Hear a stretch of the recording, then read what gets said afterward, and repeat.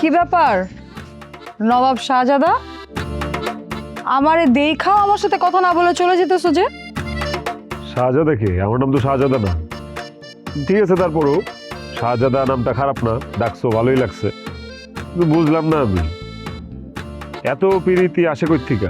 প্রেমের গুষ্টি কিলাই আমি? তোর সাথে দেখা হইলেই তো আমার রক্তচাপ বাইরে যায়, আমার মাথা গরম হয়ে যায়। রক্তচাপ বাইরে গেলে, উত্তেজনা বেশি হয়ে গেলে আমি ঔষধ দিতে পারি। চলো না আমার বাসায় যে, আমি তোমারে পায়ের আঙ্গুল থেকে শুরু করে মাথার চুল পর্যন্ত ঝাড়ফুঁক করে দিব। তখন তোমার রক্তচাপও বাড়বো না, মাথাও গরম হইব না। তুই আমারে বাসায় যাওয়ার প্রস্তাব দিলি? হ্যাঁ, তোর কথা শুই না এখন তো তোর আমার মারতে মন চাইতেছে। মাথা তো আরো গরম করে দিছস তুই আমার। গরম হয়ে গেলে তো আর ওষুধ আমি দিতে পারবো না। তো বিয়ে করো না কেন? বয়স তো আর কম হয় নাই। ভরা যৌবনে বিয়ে না করলে মাথা তো গরম হইবই। আমি একা বইলা আজকে রক্ষা পাইলি।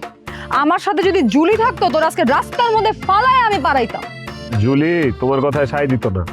তো জুলি তো আমার আই লাভ ইউ করে ফেলাইছে। যদিও আমি ওর কথায় সাই দেই নাই, উল্টা জুলির আমি আর কইলাম যে তোমার বান্ধবী এতদিন ধরে আমার ভালোবাসার চেষ্টা চালায় যাইতেছে, তার এই পাত্তা দেই না। আর তুমি জুলি কোন ক্ষেতের বুলি? হ্যাঁ, আমি একটা ফুচকাওয়ালার সাথে প্রেম করব? হ্যাঁ, এই ভাবনাটা তোর মাথায় আসলো কিভাবে? এই ছোট লোক, তা আমার ভালো না বাসলে পেছন থেকে ডাইকে ভাবে রাস্তায় আটকানোর মানে কি? হ্যাঁ, আমি তো তোমার সাথে কথা বলতে ইন্টারেস্টেড না। আমি প্রেম করি বড় লোকের সুন্দরী মেয়ের সাথে। যেই বড় লোকের সুন্দরী মেয়ে আমার সিনেমার নায়ক বানায় দিব। এই চেহারায় সিনেমার নায়ক না? ফকিন্নির মুখের কথা শুনলে মুখটা ভাঙা দিতে মন চায়। এই যে রে, সামনে থেকে ভাগ। তা নইলে কিন্তু তোর এখান থেকে উঠাই নিয়ে যাবো, বাসায় নিয়ে তোরে ভালো মন্দ খাওয়ায় তারপর সাইরা দিব।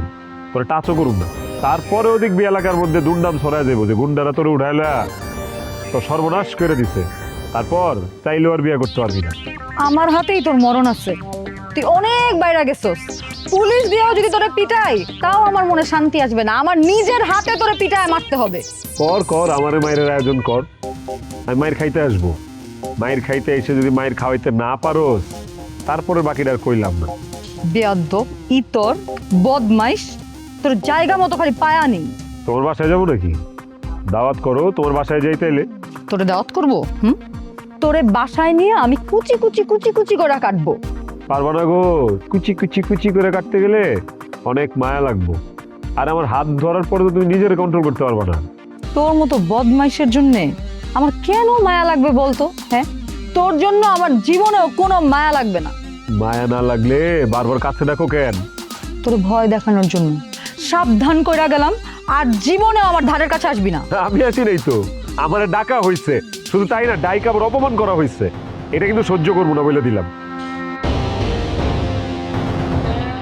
তোর শাস্তি নিশ্চিত না করা পর্যন্ত তোর এত সহজে ছাড়বো না আমি।